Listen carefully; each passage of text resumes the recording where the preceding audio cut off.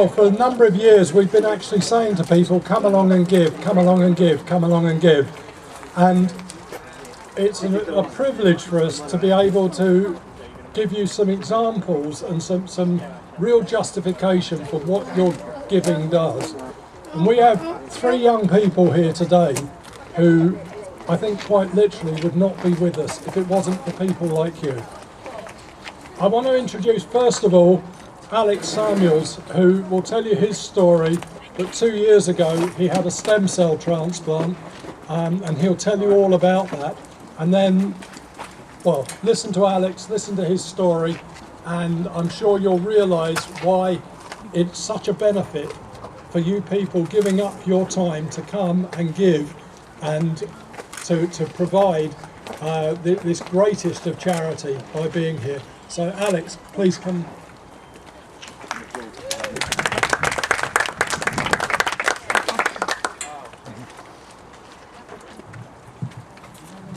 Hi everybody, my name is Alex and I'm 23, and in September 2011 I was diagnosed with cancer. I had been living in Germany as part of my year abroad from university, and around February time I noticed red marks across my fingernails and knuckles. A rash also appeared across the bridge of my nose. Not really thinking anything of it, I carried on living my life in Berlin, assuming it was due to the lack of sun and the bitter cold weather, until the Passover holidays when I came home. Due to the abnormalities in the appearance of my skin, I headed to the GP. He looked at my hands and face and was lost. He gave me some cream and told me to come back the following month if things didn't improve. So I headed back to Berlin to complete my year abroad. However, things didn't improve, they got worse. I slowly started to notice that other things weren't right. The muscles in my legs and arms were beginning to ache and hurt to the point that I couldn't sit down or cross my legs. A few days before I was due to fly home, a lump appeared in the side of my neck. I went straight back to the GP and he immediately referred me on to a dermatologist. He requested blood and took photos of the rashes on my arms and face, which were now incredibly itchy.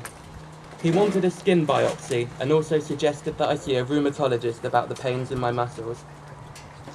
I was passed from specialist to specialist, at which point I was becoming a medical phenomena. And for the next 6 months, I underwent countless blood tests, 3 skin biopsies, a fine needle biopsy, 3 operations, a possible diagnosis of lupus disease, a misdiagnosis of tuberculosis, a confirmed diagnosis of dermatomyositis, a rare autoimmune disease, 2 MRI scans, a muscle-specific MRI, 3 CTs, an ultrasound, 3 steroid infusions, hundreds in pills and creams, and 10 consultants later, I was finally coming close to a diagnosis. The summer holidays were now over, and I had just started back in my final year at Leeds University. The day after I arrived, having already missed Freshers' Week due to surgery, before I'd even unpacked my things, my parents called me, telling me to get the next train home, as the doctor had the results of my surgery. I rushed back to London and was met at the train station by my parents and sister, all looking worried. We travelled to the now very familiar rheumatology waiting room, where we waited to be called in by my consultant. I had travelled back to London with the expectation of bad news, but nothing could have mentally prepared me or my family for what she was going to say. "You have cancer," were her exact directing words. In fact, I had non-Hodgkin's lymphoma. The emotion that then filled the room erupted, and this was the first time in the 6 months leading up to my diagnosis where I had shown any sort of emotion. Uncontrollable amounts of tears, sobbing, wailing, and then silence ensued. The tension in the room was unbearable, and I couldn't make eye contact with my parents or my sister, as I felt like I had let them down. The journey I had taken them on in the previous 6 months, through all the uncertainty and the hospital appointments, I knew was a horrendous experience for them, but this was only the icing on top of a very bitter, cancerous cake. The doctor, who we had become rather close to, had arranged for a haematologist to come and talk to us, as he was going to take over my care. When you hear the word cancer, you automatically assume the worst, and I did. All the negative connotations associated with cancer were dancing around my mind. Was I going to die? What was the treatment like? How long is it going to take? And what will I look like bald? Most of what was said wasn't taken in. I was so overcome with emotion that I could hardly concentrate. We were at that appointment for over 2 hours, and we had to get back before Yontif came in, as did the haematologist. That is, in brief, the story of my diagnosis. My treatment initially consisted of 6 rounds of chemotherapy, followed by a stem cell transplant. During my transplant, I was isolated in hospital for 3 weeks, having undergone a further 5 rounds of high-dose chemotherapy in order to rebuild my immune system and try and prevent the cancer from coming back. As part of my transplant, due to my immune system being shut off, I had to receive 3 platelet infusions, which I wouldn't have been able to receive had it not been for blood drives such as today.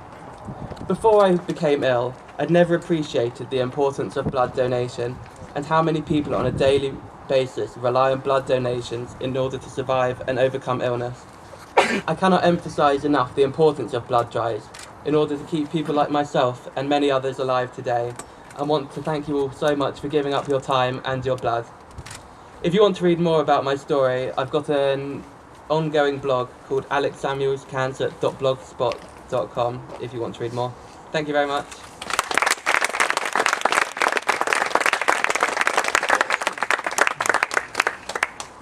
How are you now? Yeah, fine. Remission. Oh, thank God. 1, 2, 3, 4.